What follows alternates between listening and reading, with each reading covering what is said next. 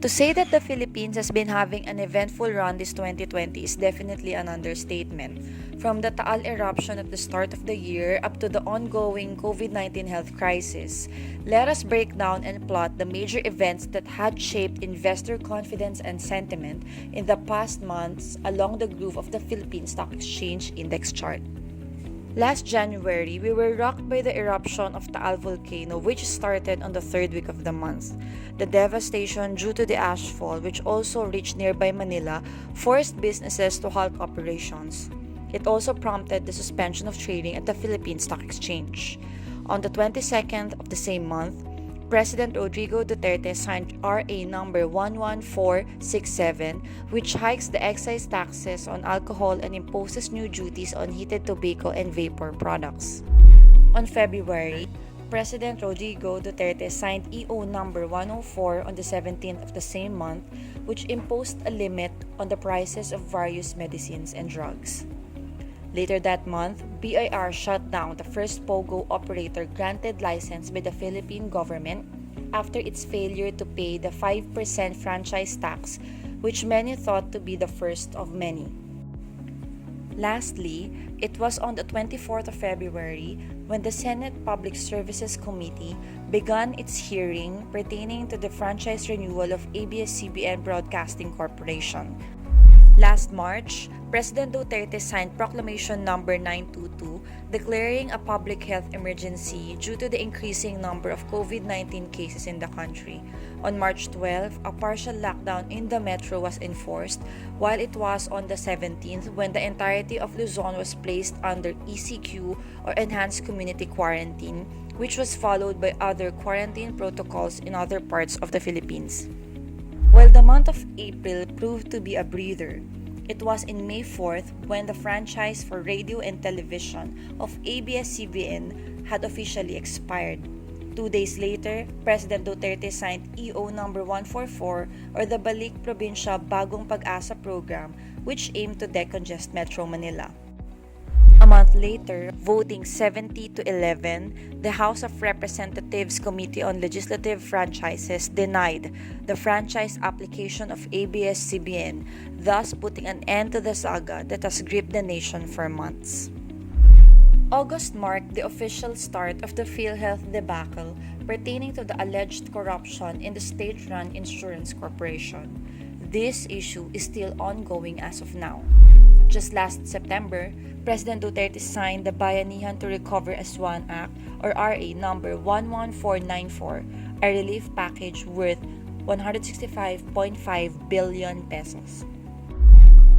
This October, classes are set to begin after a delayed opening due to the pandemic. The mass registration for the National Identification ID is set to begin with an initial target of 10 million people. Sadly, as of the creation of this presentation, we have yet to see the official approval and distribution of an effective COVID-19 vaccine. After all of these unavoidable things and circumstances that are mostly beyond our control, one question begs to be asked is where do we look for hope in a market marred by negative sentiment?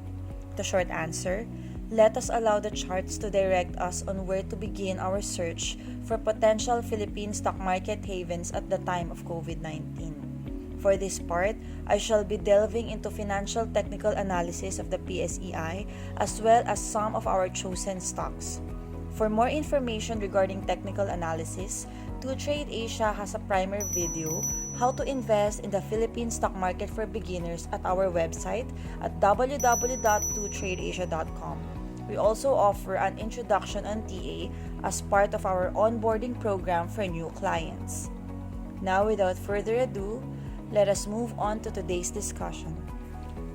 The Philippine Stock Exchange Index is nearing a crossroads evidenced by a symmetrical triangle pattern with latest prices moving in the middle of the range, which indicates that we might see a breakout that might retest recent resistance levels.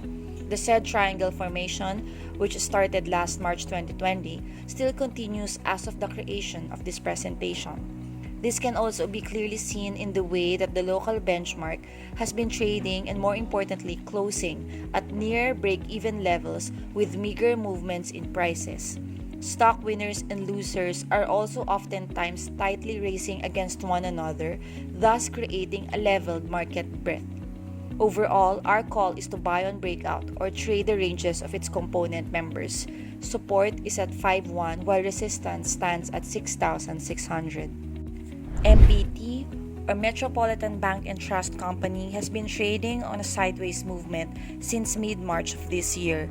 It is also trading below the MA200, which is oftentimes considered to be the strong long-term technical signal to buy and hold a certain stock.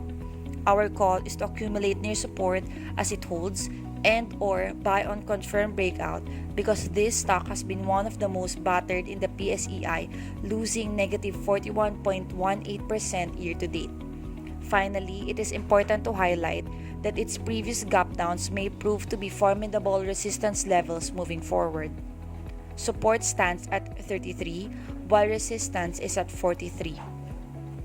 Next, Metro Pacific Investments Corporation or MPI, which is also trading along a symmetrical triangle pattern similar to the PSEI. Moving averages with periods of 20, 50, and 100 days are quite bullish at this point, with the RSI also positively trending. As the tight range of prices close in on each other, our recommendation is to buy on confirmed breakout. Support is at 3 while resistance is at 4. EAGLE or Eagle Cement Corporation is trading in a strong upward motion that is also supported by MA200. Current prices are moving along pre-ECQ levels, which is a testament to its relative strength. For now, our call is to trade a parallel upward channel and or buy on confirmed breakout. Support is at 10 while resistance is at 14. EW or East West Banking Corporation is trading along an ascending triangle formation with support troughs settling at higher lows. For this stock, we recommend a buy on confirmed breakout as supported by a volume above its 20-day average. Support stands at 7 while resistance is at 9. All HC or Ayala Land Logistics Holdings Corporation is trading on a creeping upward trend. The stock's movement is also supported by the MA200 line. Our call is to buy on correction and or to buy on confirmed breakout. Support stands at 2 while resistance is at 3. Next, Universal Robina Corporation or URC is trading along a symmetrical triangle with the MA200 line cutting across recent prices, a signal that it is indeed in a lie and wait position. Considering the tightness in the recent range, we call for a buy on confirmed breakout. Support stands at 95 while resistance is set at 163. International Container Terminal Services Inc. or ICT has been trading on an upward parallel channel with the MA200 line cutting across latest prices. It has also been a good favorite even before the pandemic began. Note also that as of this moment, all moving averages are quite bullish and are supportive of its recent movements. For this, we recommend the following. First is to range trade the parallel uptrend channel. Second, accumulate near support levels. And last, buy on confirmed breakout. Support rests at 100 while resistance stands at 126. Next, FLI or Philinvest Land Inc. is trading along a symmetrical triangle pattern which is still below the MA200 line for now. With MACD and RSI on neutral, it would be prudent to wait for a confirmed breakout to buy the stock with support from a strong volume. Support stands at 0.77 while resistance is at 1.11. Finally, let's take a look at one of our equities research team's recent favorites, AC Energy Corporation or ACEN.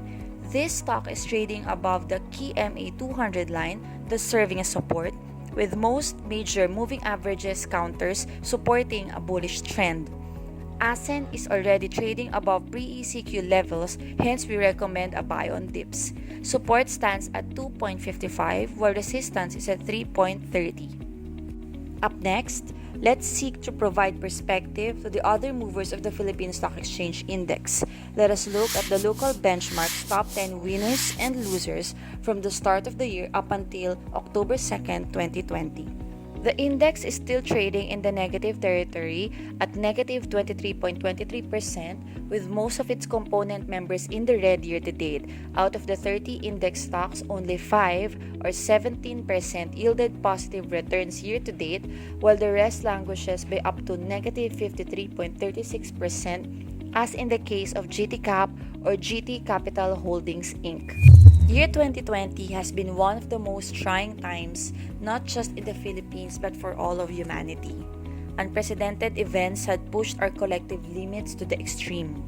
In the markets, the steep drop and massive fluctuations in financial assets all over the world, especially during the height of the pandemic, did not just dampen investor sentiment. It also triggered unfounded fears on what tomorrow might bring. But hope will always be in the horizon, for we will always be a nation of resilient people. 2020 will not end with defeat, but with the tale of how we bravely fought the greatest challenge of our time. For this, there will always be hope, even for the markets, even at the time of COVID-19. Thank you and stay safe, everyone.